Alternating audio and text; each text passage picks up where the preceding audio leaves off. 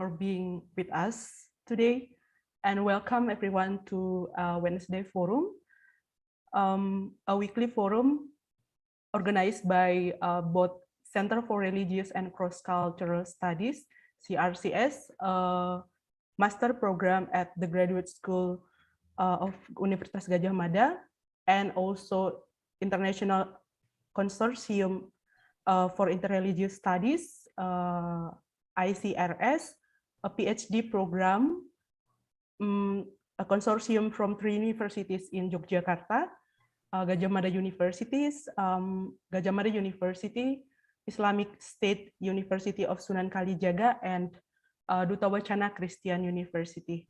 And today, here with us, Professor Emanuel Gerrit Singgih. He is a professor of theology at Duta Wacana Christian University. Since earning his PhD from the University of Glasglow, UK in 1982, he has written numerous books and journal articles on contextual theology and biblical exegesis. He teaches courses on philosophical hermeneutics and biblical interpretation at ICRS UGM. And today, Pak Gerrit will present his writings titled Religion and Ecology, 54 years after the White Thesis. This article has published last year, if I'm not mistaken, on Journal Gemma Theologica. And also, recently, Pak Gerrit and Professor Gerrit and his team published a chapter on book titled Varieties of Religion and Ecology, Dispatches from Indonesia, just published last July or August, I think. So without further ado, please, Pak Gerrit, the time is yours. Thank you, Ripka. Actually, my presentation has never been published before. What Ripka mentioned is the Indonesian version of this. This excursus. So, okay. So I'm going to talk about the White Thesis, 54 years after the White Thesis. White Thesis is composed in an essay of only 16 pages with the title, The Historical Roots of Our Ecological Crisis. The few sources and lack of reference notes, and because it is very short, could be the reason why many ridiculed him, especially Protestants, my fellow Protestants, who reacted angrily toward this thesis. I mentioned a few: Mark Stoll, Alistair McGrath, and Charles Harper. Next.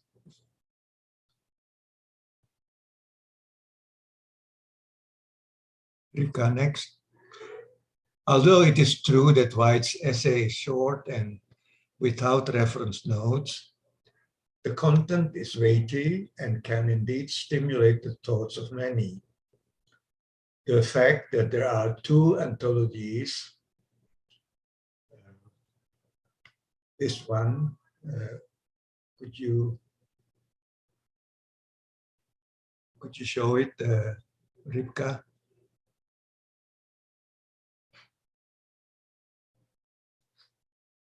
The fact that there are 2 anthologies discussing in particular White's thesis is proof of White's deep understanding of the matter. Paul Sandmeyer, a theologian of ecology, sees White as the founder of constructive ecological theology, although he is a historian specializing in medieval West Europe. Okay, next.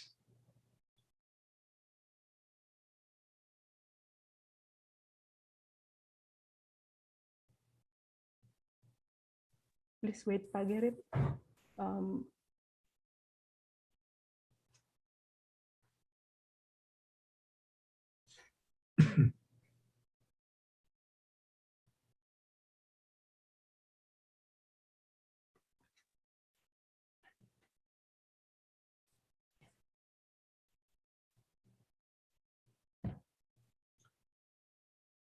What is White's thesis like? I follow Todd Levasseur and Anna Peterson, the editors of the second anthology. First, it elicits religion and culture as roots of ecological and environmental crisis. Previously, the dominant approach was finding the causes in technology, population density, and other material aspects. These are indeed important, but they were initially propelled and fueled by factors such as ideology, religion, and culture. What people do in relation to their ecology depends upon how they reflect about themselves in relation to all things in their surroundings.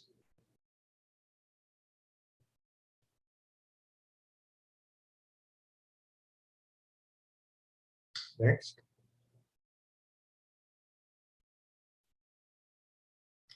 Human ecology is very much conditioned by beliefs on human nature and their purposes, in other words, by religion. White focused on changes in religious attitudes during the medieval period, which allows the creation of destructive technologies and also exploitative practices in agriculture, forestry, and in other fields toward nature.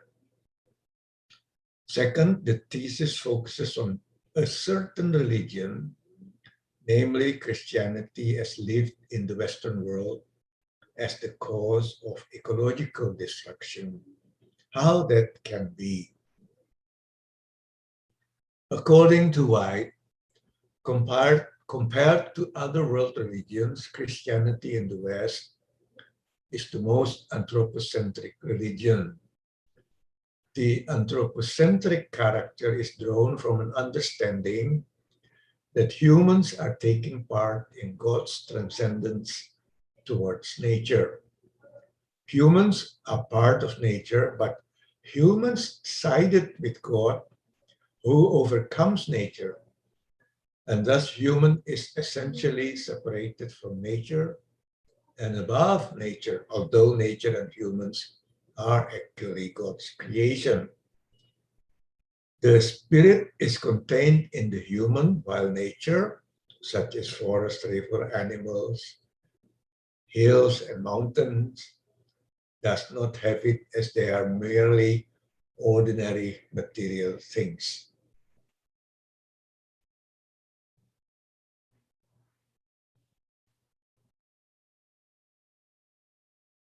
With the development of Christianity, the spirits that have existed in natural objects have now vanished. The human holds monopoly upon spirits, and thus the prohibitions on exploiting nature have collapsed. As a new religion, Christianity allows the exploitation of nature. White contrasted this anthropocentric and dualistic attitude with the beliefs of pre-Christian Europe and non-Western religions, which according to him is not so much in favor of degrading the non-human world.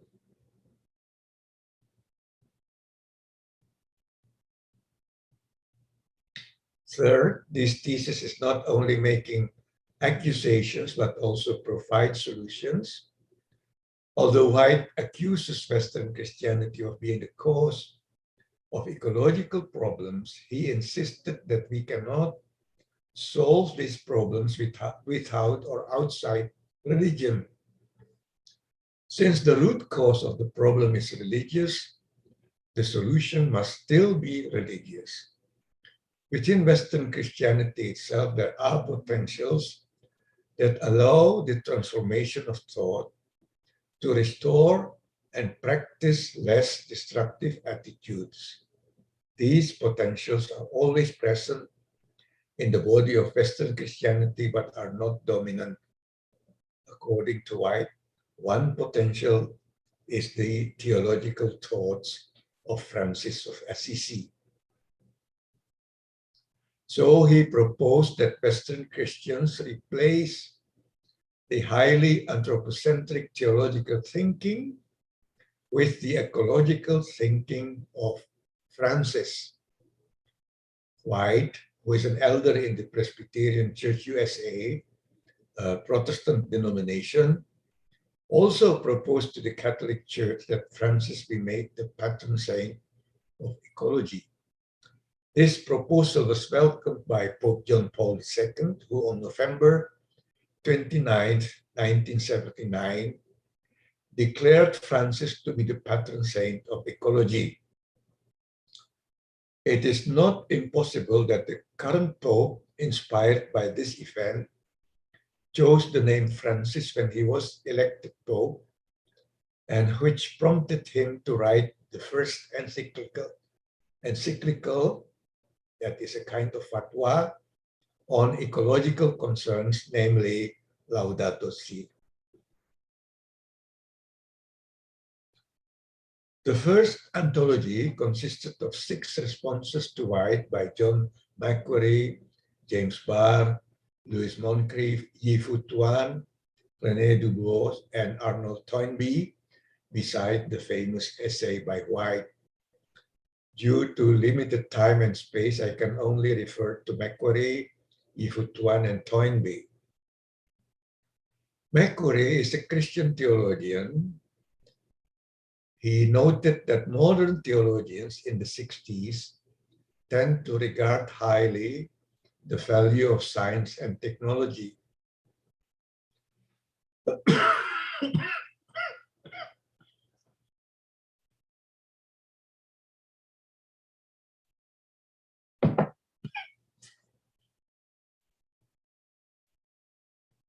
According to them, the origins of science and technology can be traced to the Bible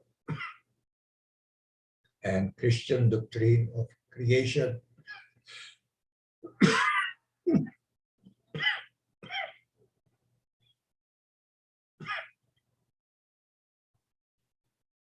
However, unexpectedly,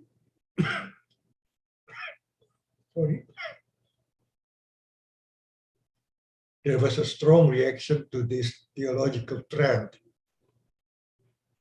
Technology was suddenly considered as a source of various human difficulty and losses, such as serious damage to the environment.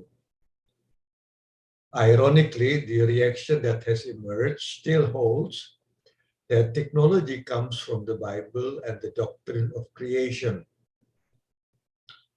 Thus, it can be shown that if science and technology bring so many losses, there must be something wrong.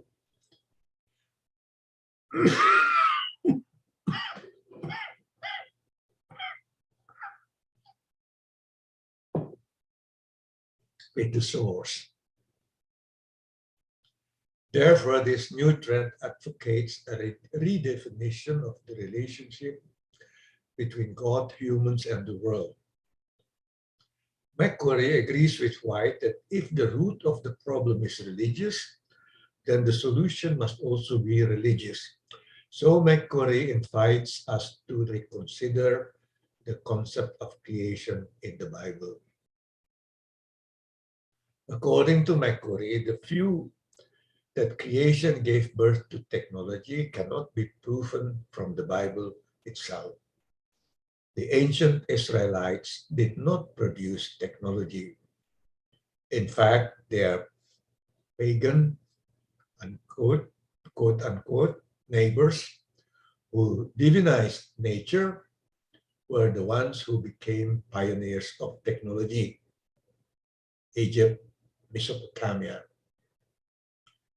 The early Christians did not give birth to technology either. It happened in Greece. Within the ancient Israelite tradition itself, God's transcendence is never put forward at the expense of God's immanence.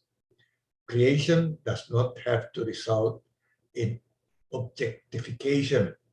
Creation contains elements of naturalism. Macquarie also proposed to reconsider the way relationship among God, humans, and the world is depicted in a hierarchical way. God at the top, then humans, and nature at the bottom. According to him, this is the monarchical model, which is dominant in Western Protestant Christianity. However, there is a latent model, namely the organic model, that needs to be promoted, as it is better suited to face the challenges of environmental crisis. In this latent model, the status of nature is raised, while the status of human is lowered, so the end result is a balance. The status of God in this organic model is not clear. According to me, it's not clear. If hierarchy is abolished, then God cannot be at the top. But at least God is both transcendent and immanent. Macquarie is aware of the traditional doctrine of stewardship, including nature's stewardship, which often is put forward by his fellow Protestants as a defense against accusations of causing ecological damage. But according to him, this concept is unsatisfactory because it still assumes that nature is a property of God, which is entrusted to humans. It means that the position of humans is still higher than nature, or that they are still the ruler of nature.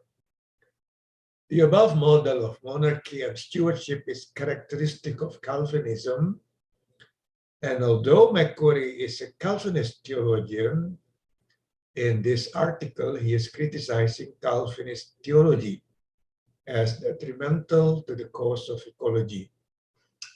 I give a note, later on Macquarie became a member of the Anglican Church. I moved to Yifu Tuan. Yifu Tuan is a scholar from mainland China. His long article actually questions the thesis. Is it true that Eastern peoples and religions are more pro-nature than Western peoples and religions?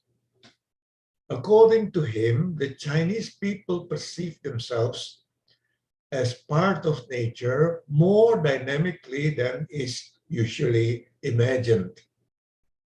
Westlake in Hangzhou, which is very famous for its beauty, is actually an artificial lake. Hangzhou's beautiful natural environment is actually the result of human effort and art. So Eastern people have never simply accepted their existence and nature's existence. He also responded to the notion that Taoism and Buddhism are sympathetic to nature. It is true in the Tao Te Ching, there is an expression, Wei Wu Wei, Zhu Wu Pu Qi, which he left untranslated, which basically shows, which the meaning basically shows respect to nature, which is practiced by not doing actions that are contrary to nature.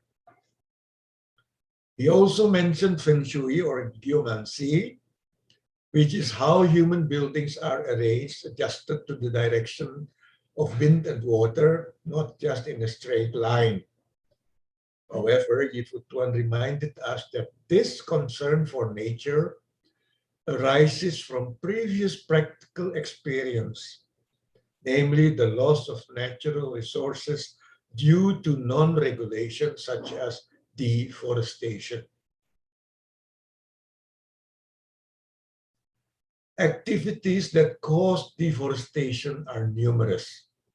Supply of wood for construction of palaces, houses, and boats, fuel for households and industry, Buddhism practices of cremation. Even the culture of calligraphy is also responsible for deforestation. Chinese ink is made from pine wood charcoal. Yifutuan qualified the above understanding. It is true that there are pro-nature concepts in China, but I quote, the enlightened memorials on the need for the conservation of resources are in themselves clear evidence of the follies that already have been committed. White does not mention the biblical text of Genesis 1:26 to 28, which is commonly used to justify or legitimize human dominion over nature.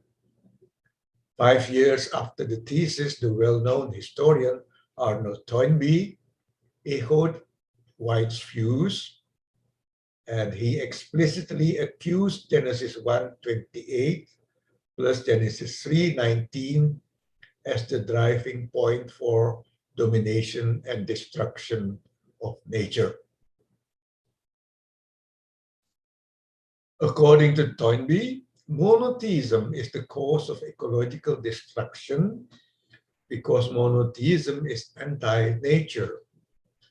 Since Europe became Christian, Europe's nature was damaged. It was very different from the pre-monotheism era in the Greek world, which was pro-nature. For the present time, Toynbee recommended that the Western world study Eastern religions such as Confucianism, Taoism, and Shinto. Finally, he proposed a change in Weltanschauung from monotheism to pantheism.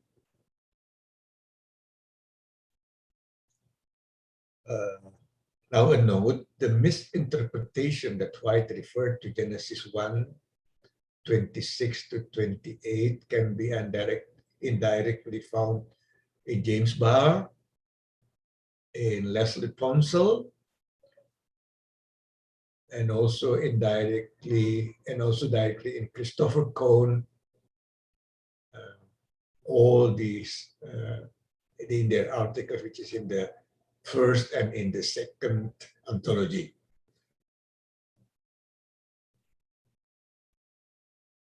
Next. David and Aline Spring, the editors of the first anthology, concluded that the White thesis is still needed because at the present time, the invention of modern technology has apparently accelerated the destruction of nature. They hold that the response to White's thesis is disproportionate if we say that people have always used nature.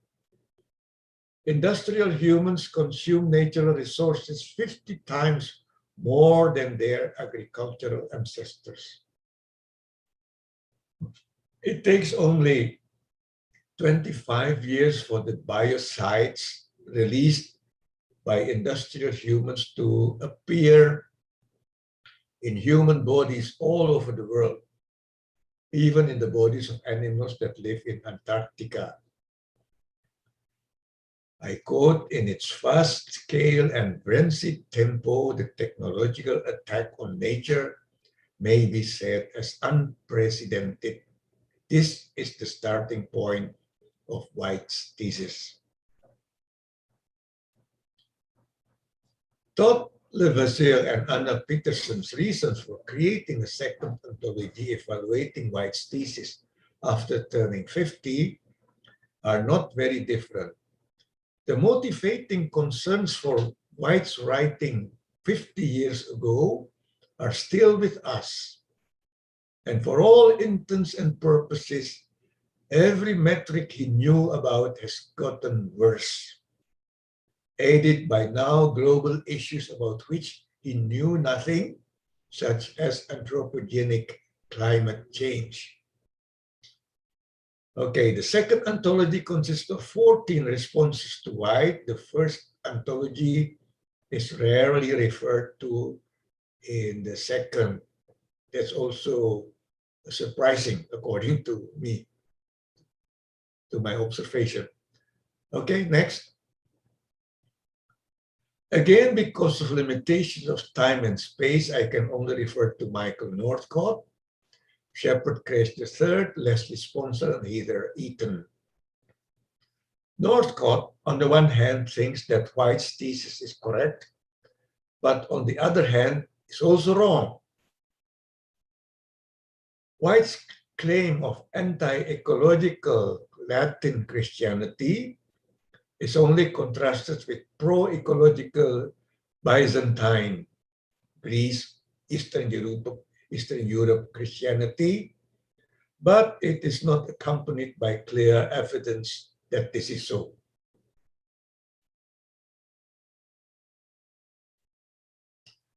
White's claim can be seen in the salvation theology of Thomas Aquinas, which is deeply anthropocentric. Northcott then provided aesthetic and liturgical evidence of Catholic anti-ecological stance. In the 4th century, Common Era or Anno Domini, art and architecture of the churches in Rome, due to the influence of, I quote, Roman paganism, was still ecological.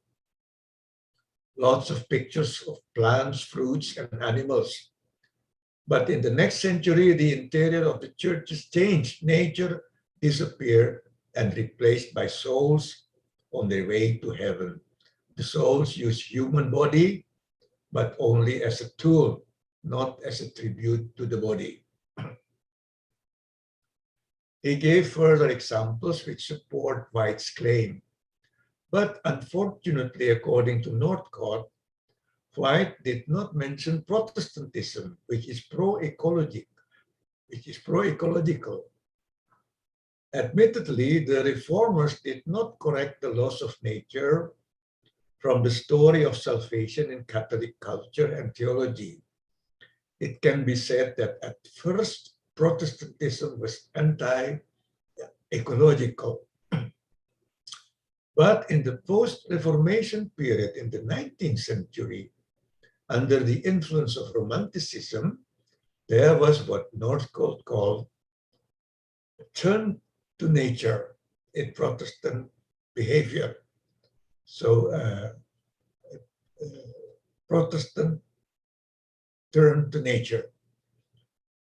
In America, Protestant figures spearheaded the nature conservation movement in the 19th and 20th century. All the wilderness, famous wilderness parks. In Europe, the Anglican and Lutheran romantics pioneered nature walks and hiking in order to admire and let nature inspire them. At present, literary writings about nature, such as Rachel Carson's book, The Silent Spring, are caused by the above spirit. The governments of Protestant majority countries now lead the world in ecological decisions compared to Catholic majority countries. That's according to Northcott. I imagine that at that time when he was writing this article, Northcott was not aware that there could be a Protestant president of the USA like Trump, who canceled many pro-ecological decisions both in the US and at the level of international cooperation.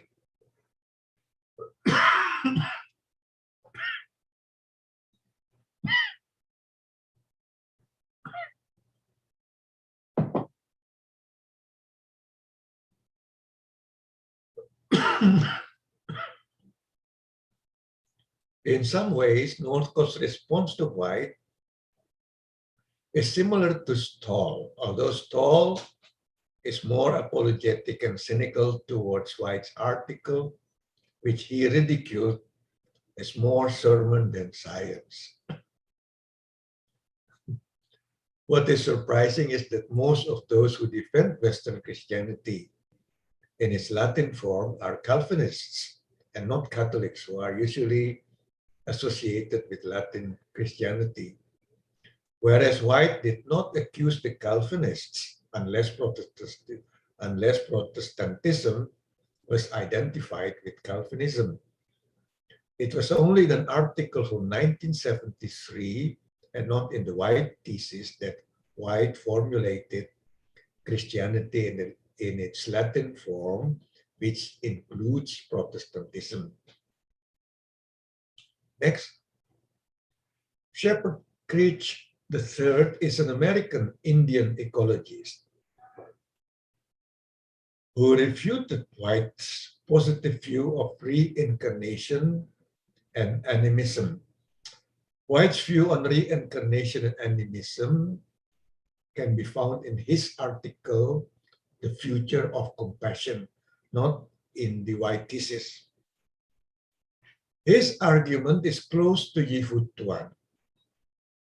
In theory, the indigenous peoples may regard nature in a positive way as closely related to them.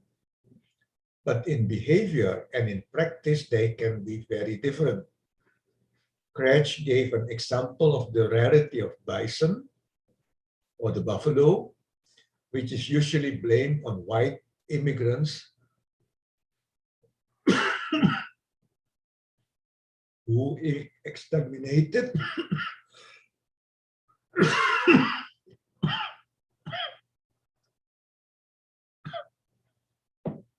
the hare so that it was once almost extinct. But the Indians also played a part in this scarcity, both before and after the arrival of the whites. The technique of capturing and killing bison is to push the hare so that they fall into an abyss. Sometimes all the meat is eaten, but sometimes only certain parts, such as the tongue and hump, are eaten. The rest is left alone. I quote, in other words, waste is ancient. The Indians had a hard time accepting that they caused the hunted animal to become rare by slaughtering them. According to them, there was a time when the bison appeared, and there was a time when the bison disappeared. From the beginning, it is already like that. Interestingly, long ago, John Cobb, the famous process theologian, already remarked that the vision of the primitives did not prevent them from adopting ecologically destructive practices. On occasion, Indians drove herds of buffalo over cliffs, then ate only their tongues. So this example is not originally from Kurtz. If Cobb in 1972 already quoted that, it means it is very common. Yeah? Okay, next. Leslie Sponsel is a proponent of spiritual ecology. According to her, if religion is blamed to be responsible for ecological destruction, then it is time to look for spiritual guidance. The term spiritual is more inclusive than religion and includes both individual and organizational thoughts as well as active actions in a broad area which includes religions and spiritualities, environment, ecology, and environmental notions.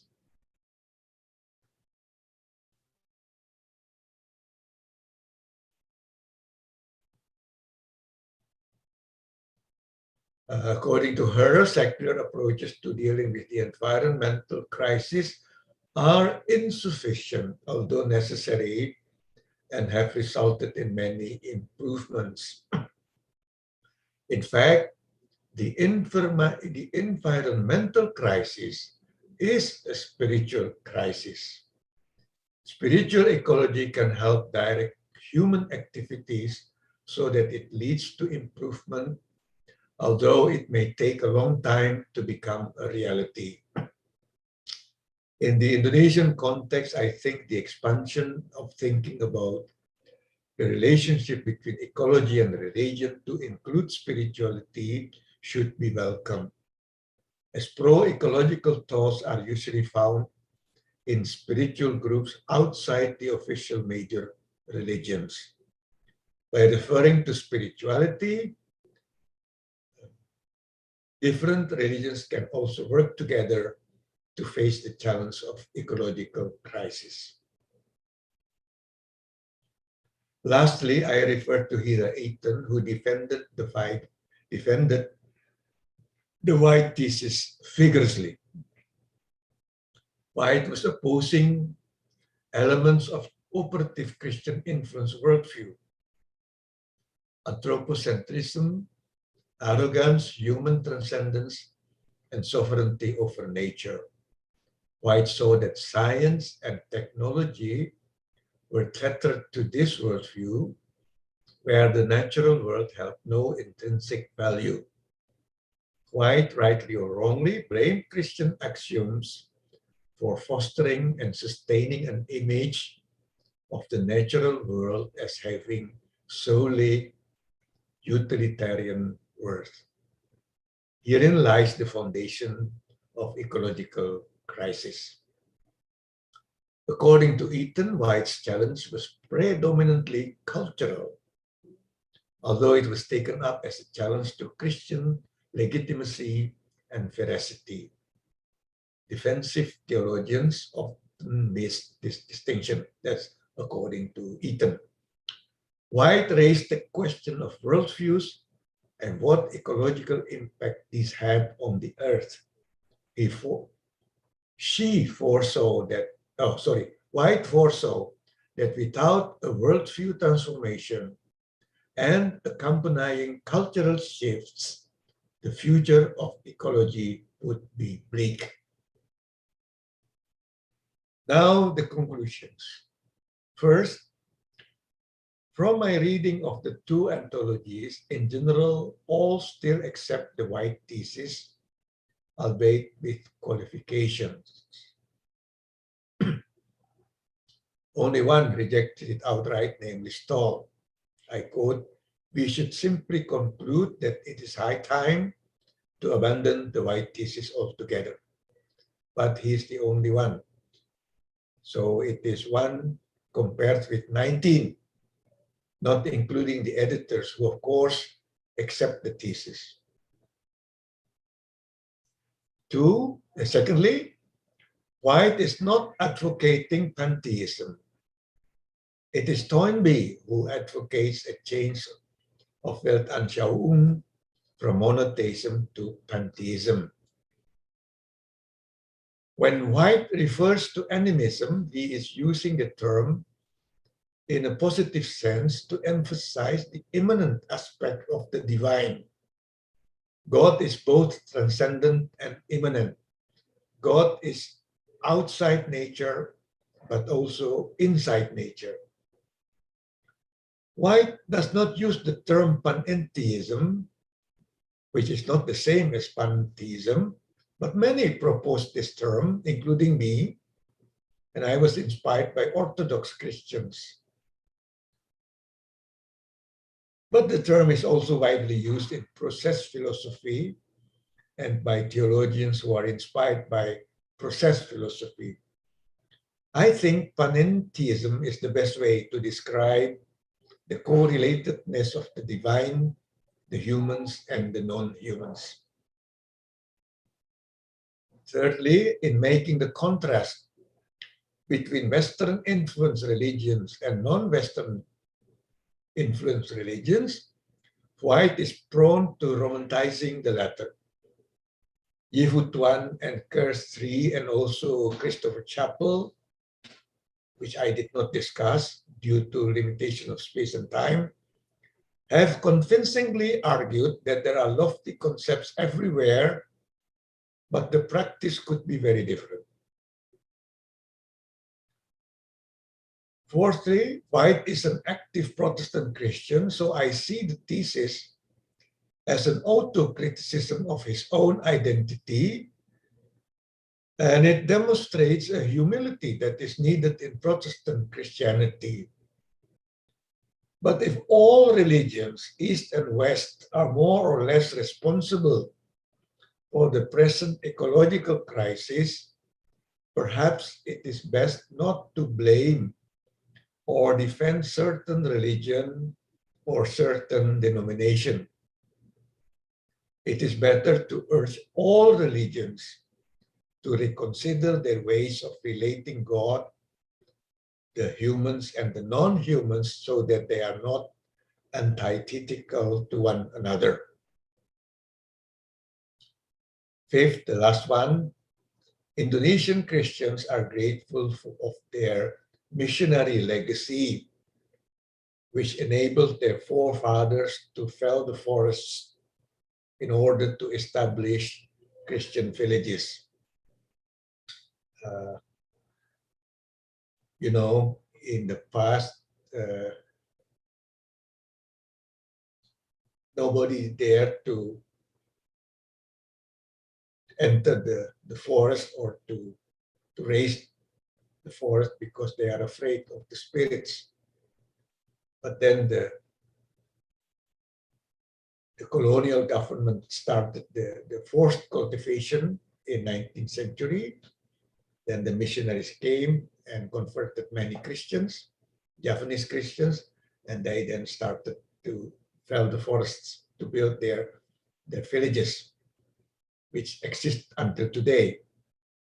So that's why I said Indonesian Christians are grateful that their forefathers built their villages. But perhaps now, in the context of ecological crisis, they can reappraise the pre-missionary legacy of their ancestors who held a panentheistic view of nature and make atonement by participating in restoration ecology, for instance, doing reforestation.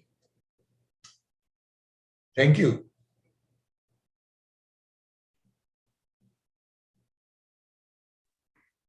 Thank you very much, Pak Gerrit, for your very interesting presentation. And now we have discussion session. We have 45 minutes left.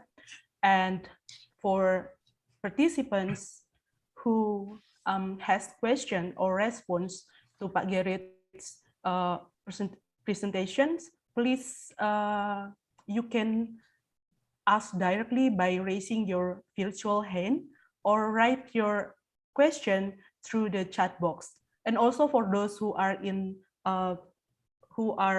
YouTube, you also can deliver your question by writing on the chat box. Anyone has question or response to Pak Gerrit?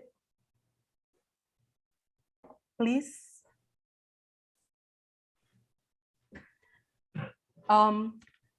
Actually, Pak Gerrit, I also I studied at UKDW, and my skripsi was about Christian adat and Christian ecology.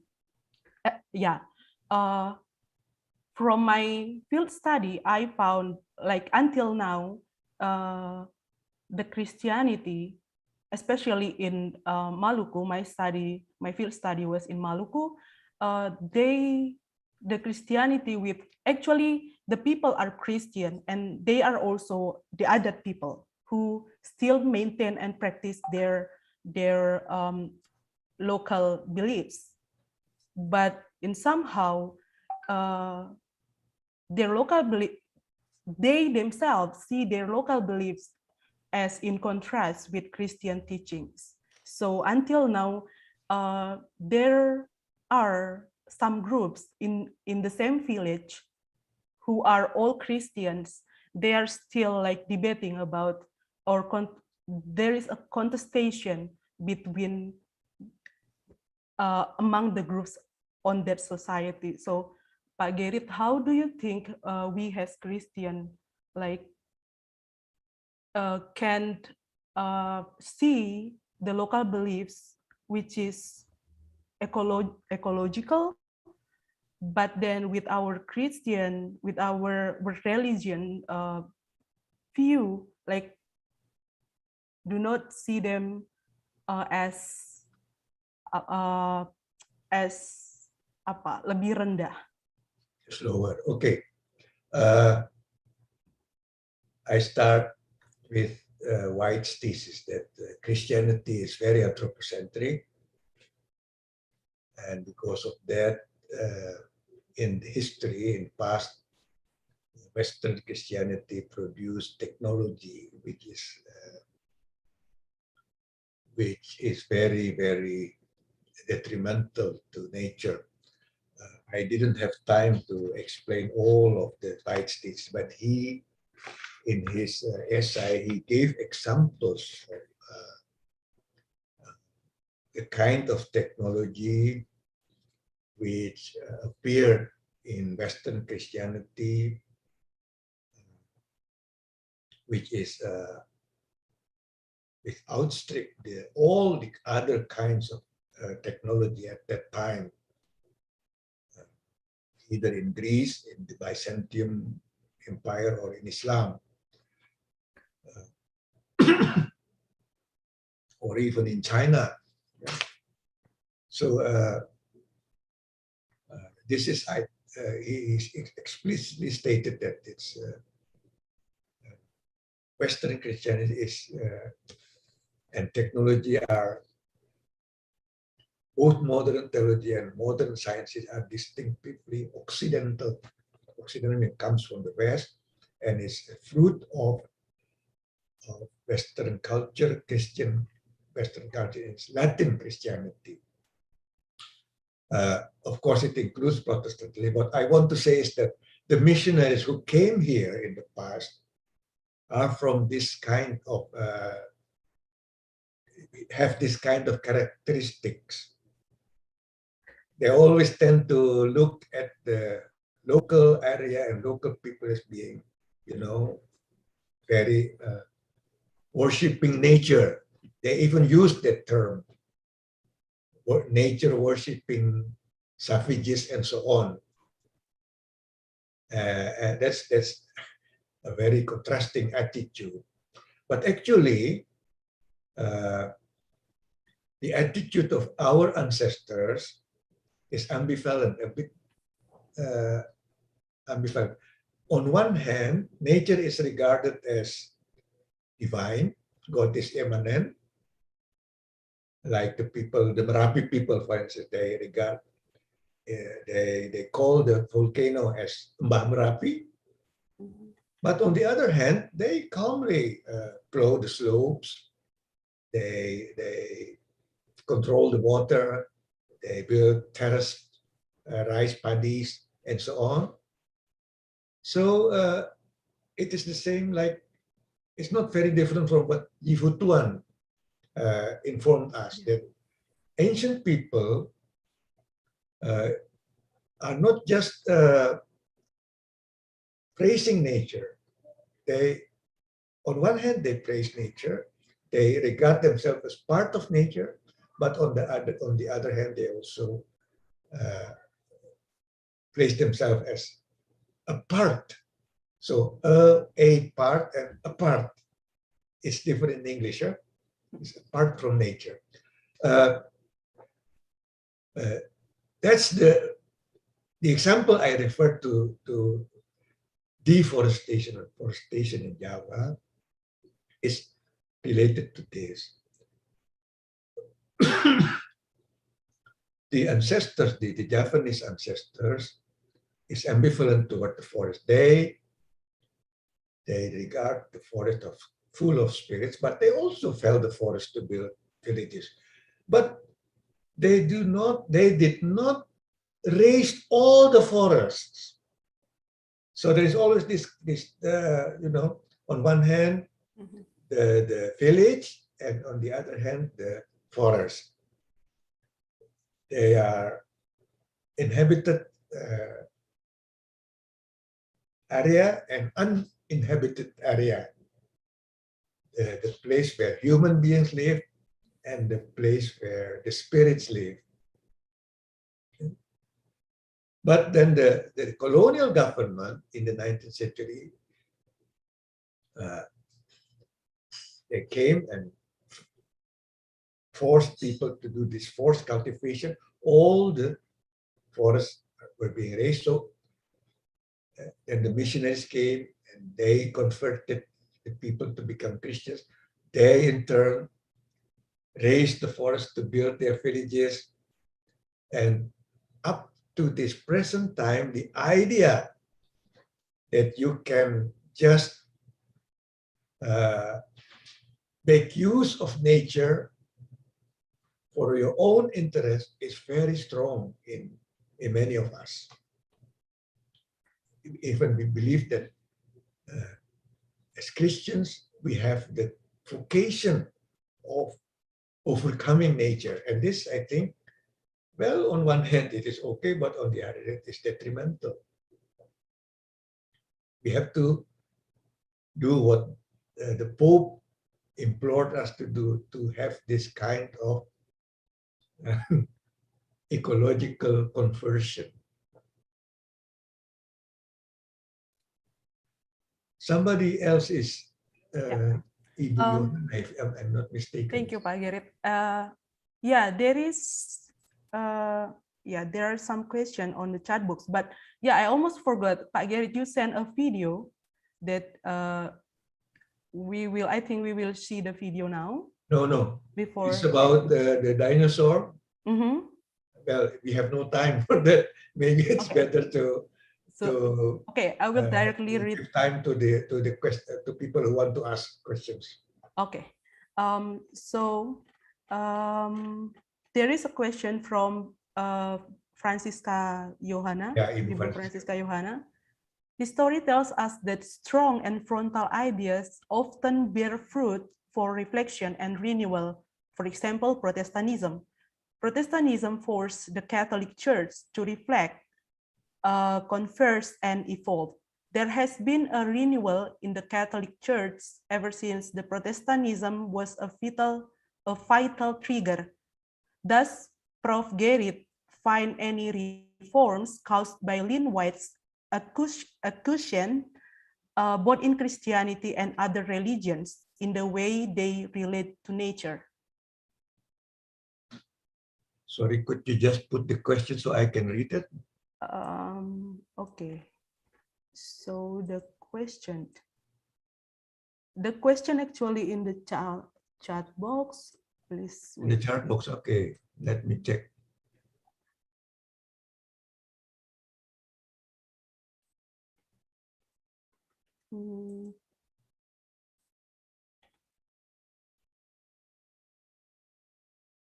Okay, I agree that Ibu Francisca, that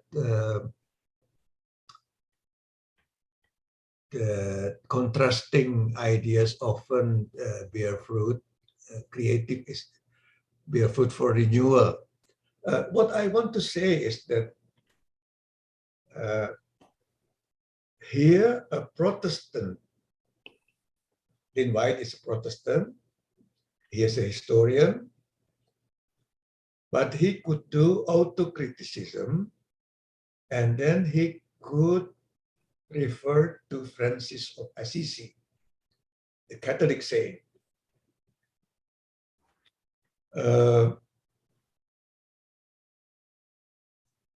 I think this is good. I mean, what I want to say is that White is not White is is not just thinking, very closely minded by only thinking about his own denomination, but he looks for examples or help from outside. I think that is necessary for us Protestants. That's why in my conclusion, I think that I will not be angry that White is criticizing Protestants because he's doing autocritique. But what can we do now? We can develop, we can look for, we can evaluate whether the thesis is still valid for today or not. But I think by looking at the present situation, by looking at the examples by the Catholic Church, the Pope, Pope Francis has pled for all of us to have this kind of ecological conversion, to do some introspection about our doctrinal assumptions and see whether they are supporting or detrimental to ecology. Because what we think, like what White said, what we think in the religion always influences our acts, our concrete acts towards nature.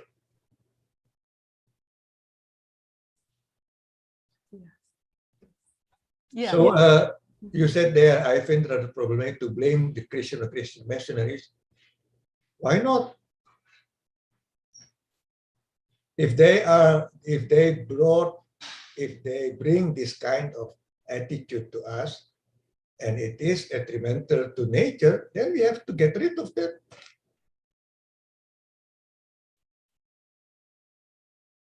I know many Indonesians are grateful to their missionaries, but the question is, can you still support the missionary religion if it is detrimental to this time of this? If it doesn't help to help, if it doesn't help us to face the challenges of ecological crisis, it doesn't mean that we cease to be Christians. That is why it is important to be contextual Christians. We are not dependent on the Western missionaries in the development or the authenticity of our faith. It depends on us as Christians, Indonesian Christians.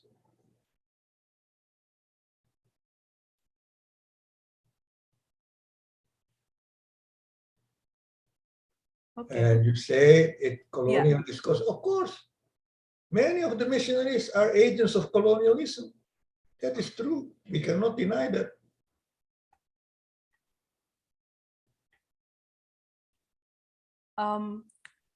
The question that you answer actually from the YouTube chat, it's from Catherine Bandel, and Pak Gerrit already answered those questions. And now there is Ibu Wilda. You raised your virtual hand, and please deliver your question directly. Hi, Ibu Wilda, how are you? Hi, Prof. Gerrit. Salam dari Medan, Pak. Okay. English, please. Yes. I'm interested to the idea of the Leslie Sponsor about the spiritual ecology. So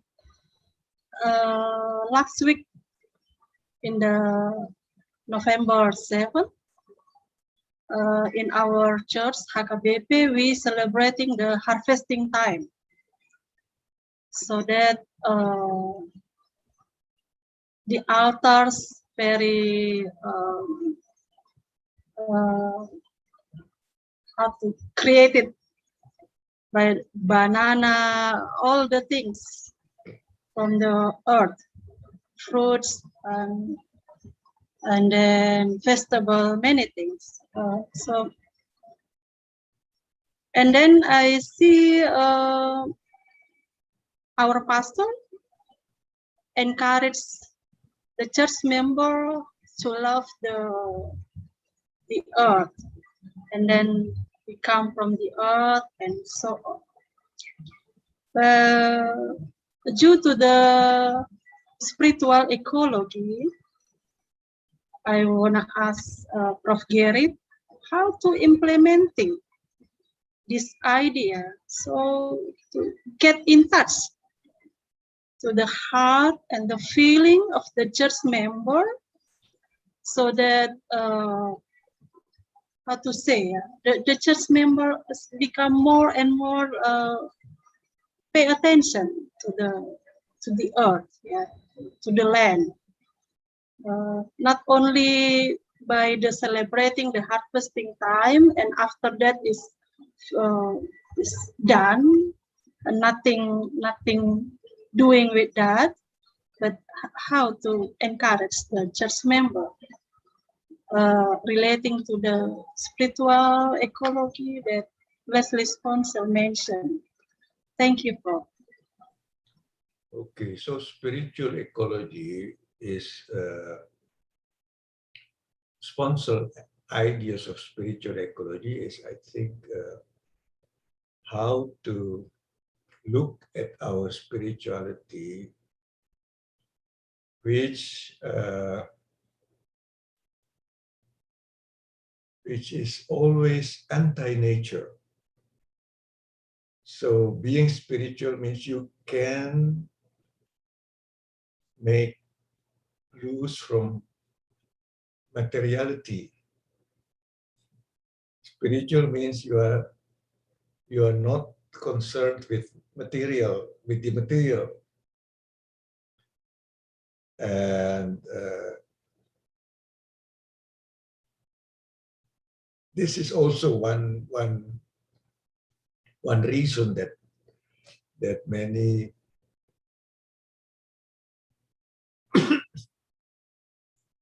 have no appreciation of materiality, including the land. Or the land is viewed only as instrumental. The value of the land, of all the other things of nature, is only seen in an instrumental way, whether it benefits or not the human being, or if you use now the term, whether it gives profit or not. That's, I think, the dominating attitude nowadays, and makes many people who previously were working in the land sold the land, and then they came to the cities to do other jobs. How to make people aware, to how make them return to the older values, that is very difficult. But if we do not return to the old values, where nature is seen in their intrinsic value as nilai pada dirinya sendiri, ya, intrinsic value, then maybe we are helpless in facing the ecological crisis. So I think the church has to start the programs of congregation awareness, how to educate the congregations to be ecological. And it must be concrete program. That's why I proposed to the Christians to be involved in restoration projects. So in North Sumatra, there are many places where people can do this. Or you join the people, the concerned people who already are worried about the situation in the pollution in the Toba Lake.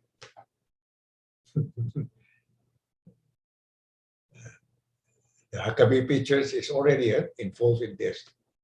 So if the church is already involved in this, then congregations can be mobilized to support the program of the church. Okay.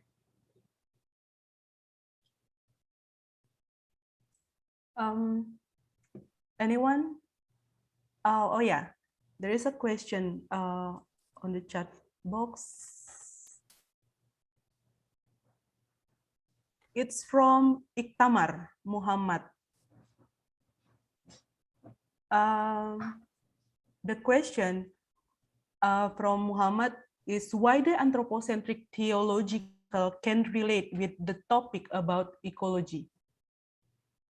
Please give us some direction. And according to the anthology, how can we know that thing will relate with the context of Indonesia's spirituality of nature and culture? Thank you. Okay. Ecology, the problems of ecology, I think, is related to anthropocentric attitude. It doesn't mean that we are not concerned about the welfare of human beings, of the anthropos. Of course, we always need to fight, to struggle for the continuation of the anthropos. But it doesn't mean sacrificing nature. So in my view, the relationship between the divine, God, the humans, and the non-humans has to be reformulated in such a way that none can be at loss. Tidak ada yang dirugikan in Indonesia. And that is, of course, difficult, but not impossible. In the Christian legacy, I refer in my slides about the text of the Bible, Genesis 1:26 to 28, which becomes the base of the teaching on human beings as the image of God, who got the mandate from God to rule the world. And in our theology, it is referred to as stewardship. In Indonesian, it's penatalayanan, stewardship. For many, stewardship is sufficient. It's okay. And in my book, this one, Pengantar Teologi Ecology, Introduction to Ecological Theology, in the introduction, I also refer to Muslim experts who are concerned with ecology. For instance, with Dawam Raharjo, and Amin Abdullah. So Dawam Raharjo, interestingly, nobody mentioned Dawam Raharjo now, but he had written an article in a book long ago, Faith, Economy, Ecology, and there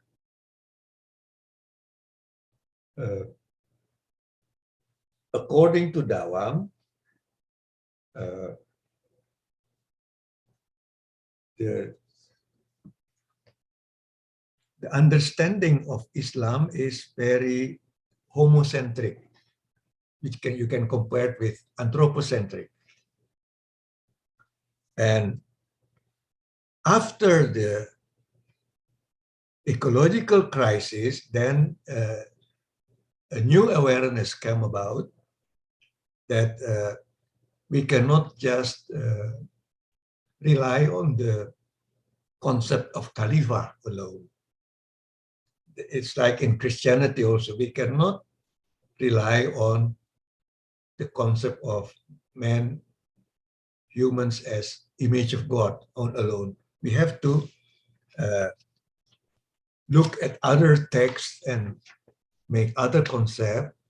And so based on the views of Sayyid Hussein Nasr, a Muslim theologian, Dawam proposed to have a concept of man as Allah, hamba Allah, the servant of God. So more theocentric rather than anthropocentric. Or go to the primordial meaning of human being, humans as fitrah. Well, you know better than me what does it mean. But even in other religions, in Islam, I think already 25 years, more than 25 years ago, in Indonesia, there were people who are already thinking ecologically, and I think it is time that we study them again.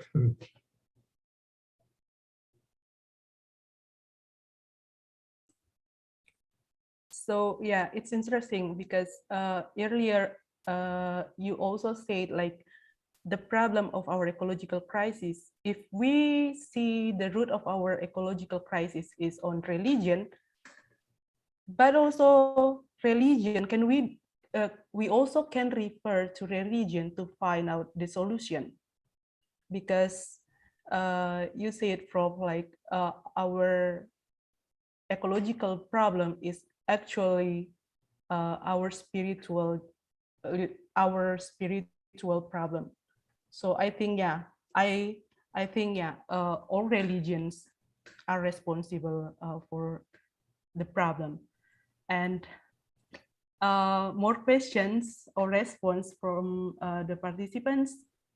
Please, if you have response or questions, you can raise your virtual hand.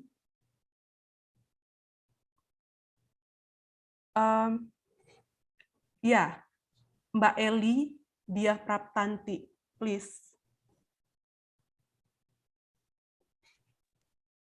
Thank you, Mbak Ripka. Halo, Pak Gerrit. Ya, halo.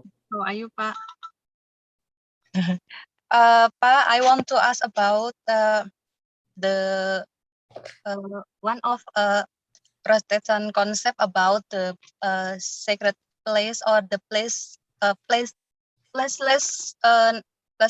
that since we are Christian told that God is immanent in our heart, so the Christian doesn't think about the sacredness of places. What do you think about that? Is it the concept of sacred place or the placeness playing a significant role, why Christians not regard the nature as holy or sacred anymore. Thank you.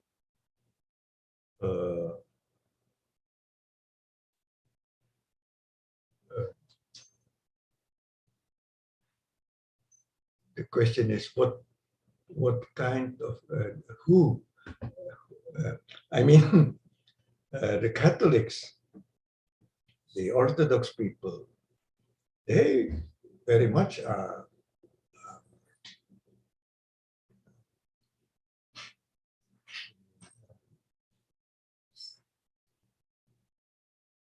they have this idea of a sacred place. If they enter a church, they always use water and then make the sign of the cross. It means that this area is sacred, this area is profane, so you are moving from the profane to the sacred, and later on you come back. In the Bible, there is also this distinction between the sacred and the profane. And even in the New Testament, you have it. So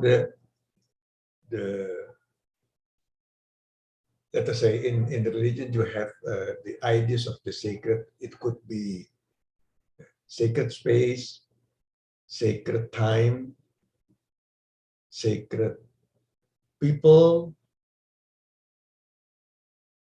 Anyway, the sacred is never, is always there with people who adhere to religion. Maybe not in the place, but in the people or in the time or in some things. So we have to be careful if we say that Christians do not have this idea of the sacred. They have it, but in a different way from others. I mean, in the book of Michael Northcote, he compared the indigenous people, the local people, with the adherent of a major religion. That local or indigenous people more consider that their place is sacred, so they have a more close relation to the nature. But the Christians, because of the colonialism and the Protestantism, they feel that there is no sacred place anymore in the nature, so they consider that God not in the nature, but God is in our heart. Not in the nature outside the human beings, but then they put it inside them. So that's why there is a kind of, this is the sacredness in the people. I will give you an example. If you go to a church and inside the church, it is like a restaurant, or there's a meeting place where people talk loudly with each other and so on. It means they have no idea of sacred place. But they have this idea of sacred time and sacred people. Because at one time, the bell rings, and all becomes very quiet. They do not talk anymore. They concentrate. It means it is sacred time. And then they go out after service, they are now sacred people. You are people who you have no place. The place is not sacred, but the people are sacred. But that's why you can worship, because you have this sacred congregation. But if you go to a church, and even if there is no people inside, if you go, it's very quiet, and people, act accordingly, very reverent. It means they have this idea of sacred place. That's why I refer to Catholic and Orthodox people. Protestants, well, maybe they have this idea of sacred people and sacred time, not sacred place. But I agree with Northcott and also with White that because of Western Protestantism, nature is seen as material objects. And what I wanted to say in my slide is that we as Christians should go back and reappreciate nature as not having just an instrumental value, but having an intrinsic value. Both nature outside us and we ourselves are part of nature. That is what I want to say.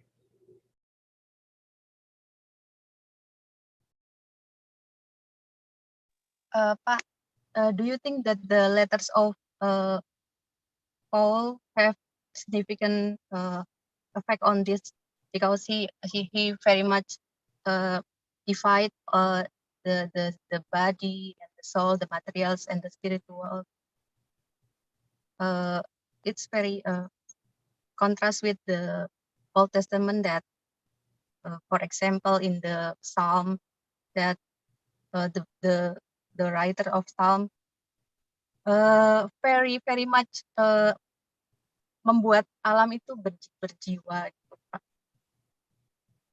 I don't know, because in Romans chapter 8, Paul is talking about the whole, about nature, the salvation of nature. Don't you think so?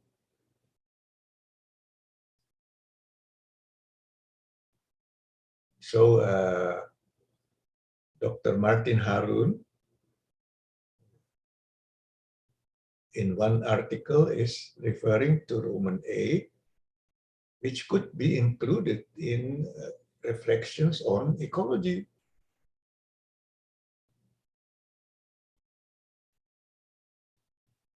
Or reference to the cosmic Christ, Christus cosmic, both again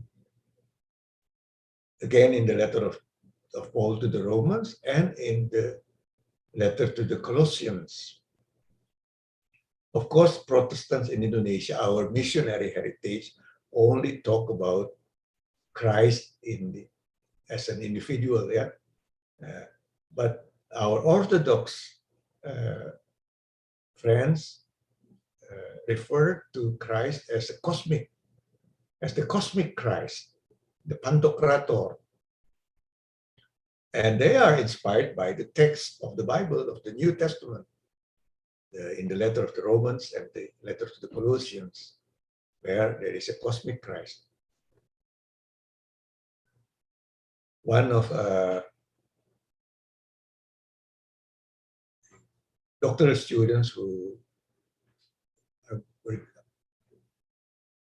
graduated from the doctoral program here, Monica Hukubun, she related this text of the cosmic Christ with the idea of the concept of ecology in the Moluccans, with the K people.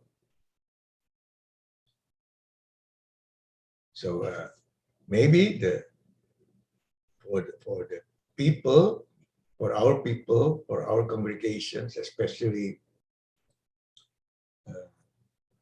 in the areas where they still appreciate nature very much, Christ could be pictured as a cosmic Christ. you are not you are not going far. You are not what I can say, deviate from the Bible. You are precisely referring to the Bible because it is in the Bible.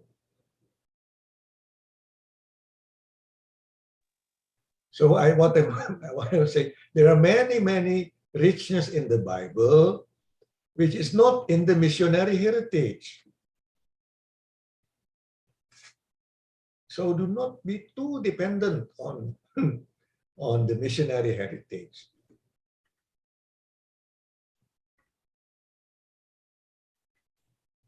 Okay. Thank you, Pak Gerrit. Thank you, Mbak Eli and Pak Gerrit.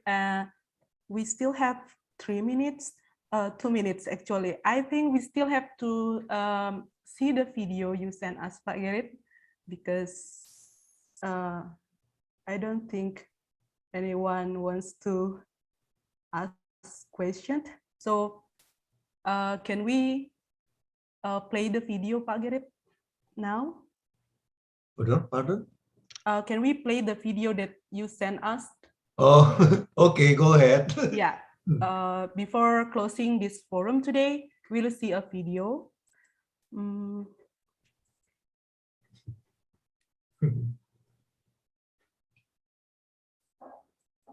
Ini.